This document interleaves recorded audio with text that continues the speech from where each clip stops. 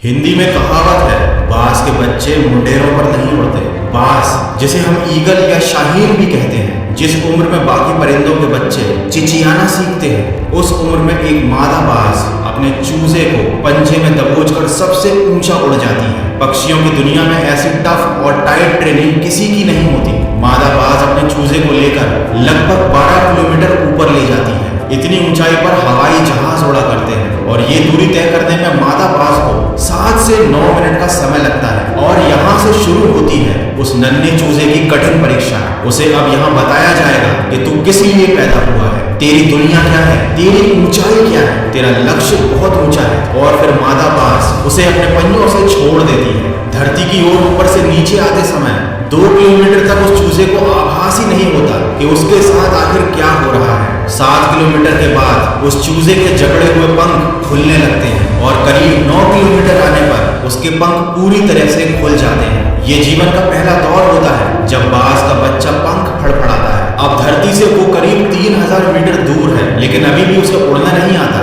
जैसे जैसे वो धरती के करीब आता है, वो देख सकता है अपने इलाके को। अब उसकी दूरी धरती से महज 700 या 800 मीटर रह जाती है, लेकिन उसका पंख अभी इतना मजबूत नहीं हुआ है कि वो उड़ सके। धरती से लगभग 400 या 500 मीटर की दूरी पर उसे लगने लगता है कि ये शायद उसके जीवन की अंतिम यात्रा है। फिर अचानक से एक पंजा उसे आकर अपनी गिरफ्त में लेता है और अपने पंखों के दरमियान समा लेता है। ये पंजा उसकी मां का होता है, जो ठीक उसके ऊपर चिपक कर उड़ रही होती है। और इस तरह उसकी यही ट्रेनिंग लगातार चलती रहती है जब तक कि वह उड़ना नहीं सीख जाता।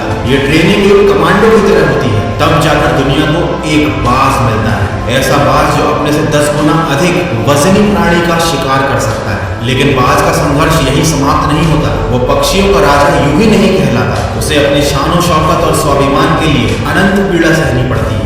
उसी तरह एक इंसान भी जितनी ज्यादा तकलीफ सहता है, वो उतना ही ज्यादा सफलता के लिए काबिल बनता है। हम सबके अंदर सफलता प्राप्त करने का एक छिपा हुआ दरवाजा होता है, जिसे बहुत ही कम लोग खोज पाते हैं। लेकिन अगर कोई इंसान अपनी इस काबिलियत को पहचान ले, तो वह जीवन में बहुत आगे निकल सकता है। मैं आपको एक बुक रिकमेंड करूंगा जिसका नाम है the secret door to success. अगर आपको बुक्स पे पैसे और टाइम इन्वेस्ट नहीं करना है, तो आप इसकी ऑडियो बुक को कुकू FM पर सुन सकते हैं। वैसे तो बस 399 रुपीज में ही साल भर के लिए 10,000 से ज्यादा ऑडियो शोज सुन सकते हो आप। पर मैं चाहता हूँ कि आप सबके पास लाइब्रेरी का एक्सेस हो, इसीलिए मेरी और कुकू FM की तरफ से आपके लिए स्पेशल ऑफर है, जो मैं वीडियो के एंड में बताऊंगा। किसी ने भी खूब कहा है दोस्तों, एक क्षण के लिए भी ये मत सोचो कि तुम कमजोर हो। हम सभी के भीतर आंतरिक शक्ति का भंडार छिपा है। एक बाज की उम्र करीब 70 साल होती है, लेकिन उसके जीवन में एक मोड़ आता है जब वो 40 साल का होता है। उम्र के इस पड़ाव में उसकी चोंच सामने झुक जाती है, काफी लचीली हो जाती है, जिससे